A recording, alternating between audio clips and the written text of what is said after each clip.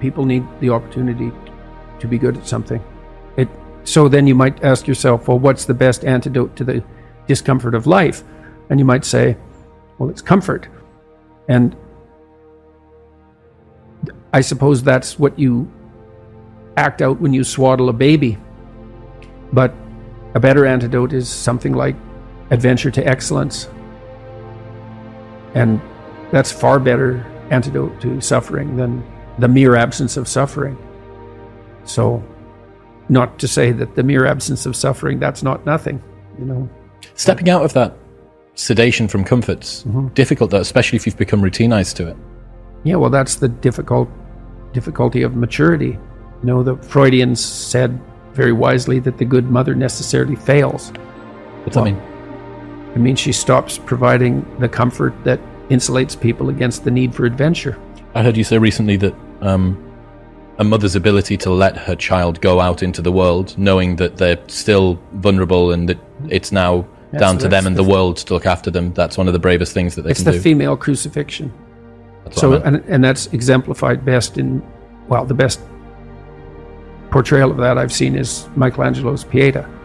You know, it's a statue of Mary, and she has Christ's body on her, as an adult, on her lap, and he's broken and destroyed, and, you know, she's displaying that. And that's the bravery of a mother, to allow that to happen. But not only that, to facilitate it. So what about... Way you go, kid. Way you go. Well, why? It's dangerous out there. It's like, yeah, no kidding. It's more dangerous here if you stay with me. By a lot. So you might lose your body out there in the world, but if you stay here, you lose your soul.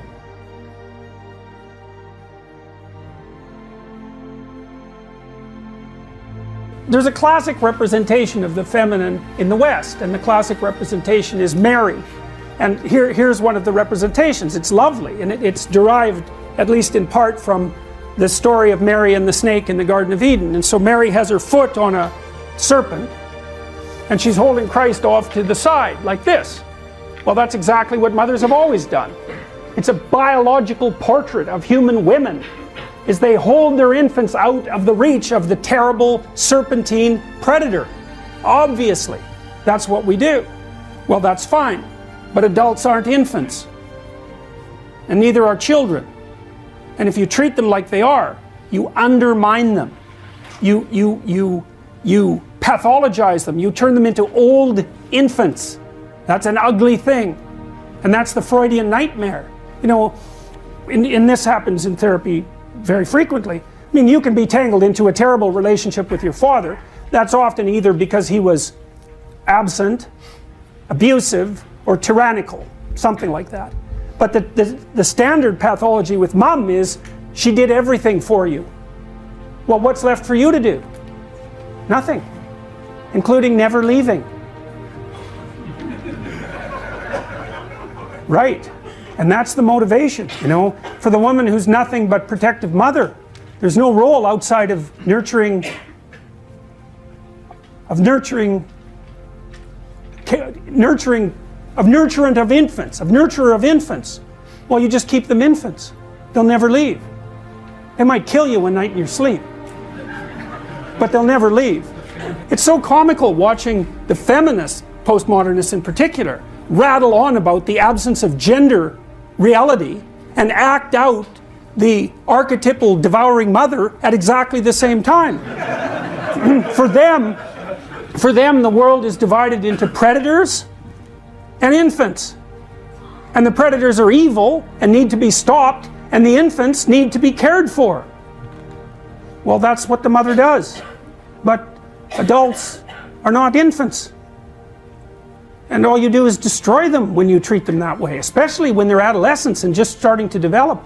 You know, there's a rule that I attempted to abide by when I had small children, and the rule was, don't do anything for your children that they can do themselves.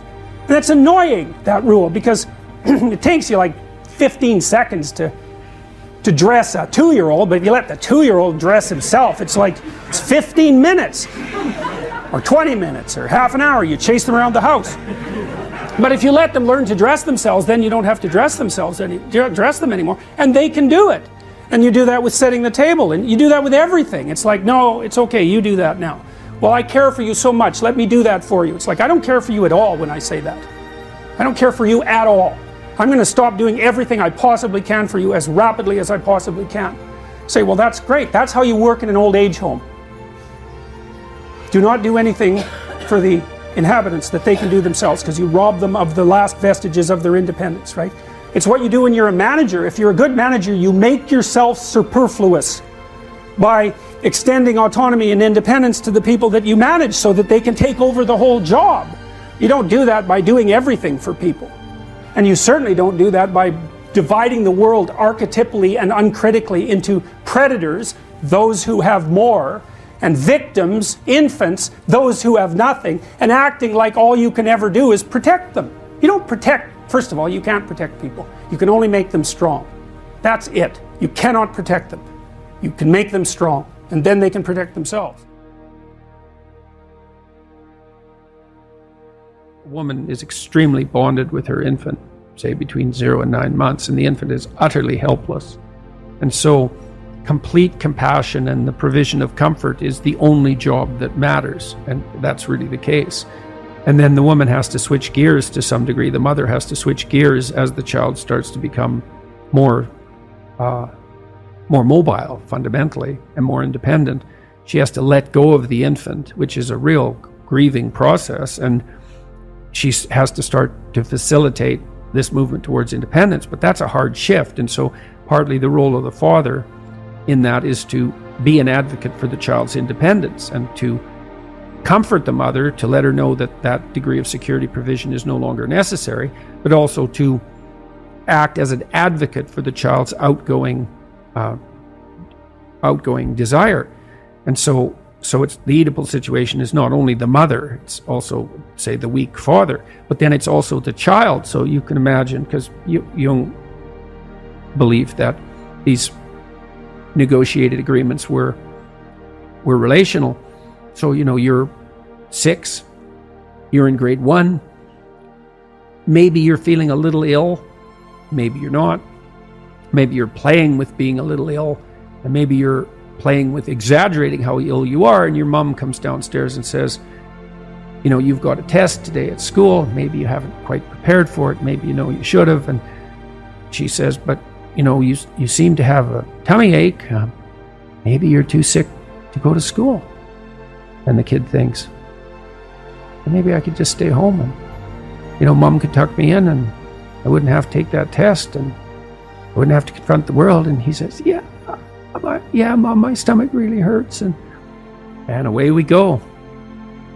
And the child has made a choice. And you think, well, that's a catastrophic choice. And you think, well, children shouldn't be held accountable for choices they make at that age. It's like, that child's soon going to be an adult that's going to make very similar decisions. The choice has consequences, and to be held accountable for that is to recognize purely that the choice has consequences and that it is a choice. Now, you could say, well, 95% of the blame is to be put on the mother, and maybe that's an overestimate. I think it probably is. But the child could say, Mom, you don't have to worry about me. I'm going to get up and go do this. And that's choice. And that's the right choice. So these are always chicken and egg problems, obviously, but that fleshes out the complexity of the situation. If you're being enticed down a pathological road, you can accept or reject the invitation. Now, some people are better at enticing and some people enforce it more harshly. And, there's all sorts of individual variability in situations like this, but just because you're offered the bait doesn't necessarily mean that you have to take it. So, and I'm not a determinist. I do believe that people have free will, whatever that means. That's a murky subject and it gets complicated the more you look at it, but whatever. It's still a good shorthand way of describing the fact that we seem to be cursed with responsibility for our own destiny, at least to some degree.